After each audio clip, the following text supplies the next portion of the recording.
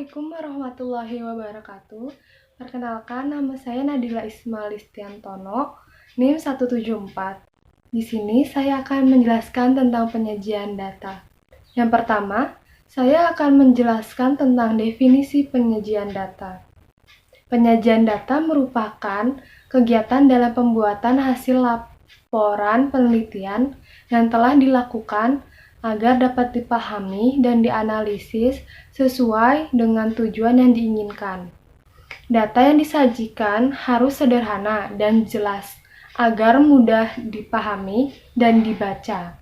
Selanjutnya, saya akan menjelaskan tentang tujuan penyajian data. Yang pertama, memberikan gambaran secara sistematis tentang peristiwa-peristiwa dari hasil penelitian. Yang kedua, data lebih cepat ditangkap dan dimengerti. Yang ketiga, mempermudah membuat analisis data. Yang keempat, dalam membuat proses kesimpulan lebih cepat, tepat, dan akurat. Selanjutnya, penyajian data dibagi menjadi 3, yaitu yang pertama, narasi, yang kedua, tabel, dan yang ketiga, grafik. Narasi yaitu penyajian data hasil penelitian dalam bentuk kalimat.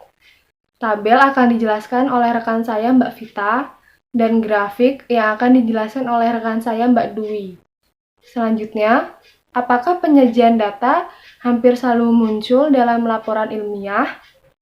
Jawabannya iya, karena baik itu penelitian kualitatif ataupun kuantitatif, sejatinya penyajian data termasuk dalam suatu proses penelitian. Penyajian data dalam laporan ilmiah tentunya selalu ada karena memberi gambaran yang sistematis dari penelitian, memudahkan dalam membuat analisis data, dan membuat proses pengambilan kesimpulan dan keputusan lebih cepat, tepat, dan akurat serta tersusun dengan rapi. Materi yang selanjutnya adalah penyajian data dalam bentuk tabel. Tabel merupakan perpaduan antara baris dan kolom yang menghasilkan sel-sel dengan jumlah tertentu. Tujuan dari penyajian data dalam bentuk tabel adalah untuk memberikan informasi dan gambaran mengenai jumlah secara rinci, sehingga memudahkan dalam melakukan analisis terhadap suatu data yang disajikan. Penyajian data dalam bentuk tabel banyak diminati karena lebih efisien dan komunikatif. Ada beberapa macam jenis tabel, yaitu yang pertama adalah tabel baris dan kolom, yang kedua yaitu tabel kontingensi, yang ketiga tabel distribusi frekuensi yang meliputi frekuensi relatif, kumulatif, dan kumulatif relatif. Yang pertama, saya akan menjelaskan tentang pengertian tabel kolom dan baris. Penyajian data dalam bentuk tabel kolom dan baris bila ada data yang disajikan terdiri atas satu faktor atau satu variabel, kemudian faktor tersebut terdiri dari beberapa nilai. Yang kedua adalah tabel kontingensi.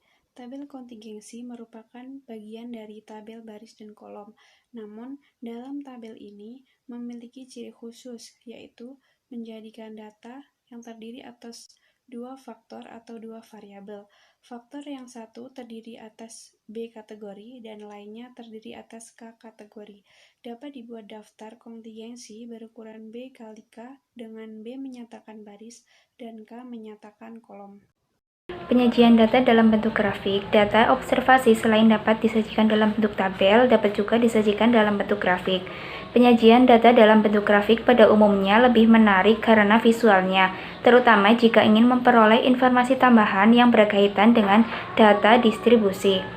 Grafik dapat ditampilkan dengan histogram, poligon, ogive, dan grafik lingkaran. Awalnya, grafik ini berasal dari data-data mentah yang telah disajikan dalam bentuk tabel. Grafik ini biasanya digunakan untuk series data yang cukup panjang dan untuk data yang berkesinambungan atau berkelanjutan. Yang pertama ada histogram. Histogram merupakan grafik distribusi frekuensi suatu variabel. Tampilan histogram berupa petak-petak persegi panjang. Grafik ini terdiri dari dua sumbu utama dengan sudut 90 derajat. Sebagai sumbu horizontal atau sumbu X-nya diisi dengan nilai-nilai atau kelas-kelas interval, sedang untuk sumbu Y-nya atau sumbu ordinatnya diisi dengan frekuensi data. Untuk histogram dari distribusi frekuensi bergolong, sebagai absisnya dapat digunakan batas nyata atau batas semu, atau juga dapat digunakan nilai tengah kelas. Petak persegi 4 didirikan di tiap-tiap kelas. Tinggi setiap petak sesuai dengan besarnya frekuensi setiap kelas sebanding dengan frekuensi masing-masing, dan luasnya sama dengan besarnya frekuensi dikalikan dengan interval kelas. Yang kedua ada poligon. Poligon adalah grafik dari distribusi frekuensi bergolong suatu variabel. Tampilan poligon berupa garis-garis patah yang diperoleh dengan cara menghubungkan puncak dari masing-masing nilai tengah. Jadi, absisnya adalah nilai tengah dari masing-masing kelas. Poligon sangat baik digunakan untuk membandingkan bentuk dari dua distribusi.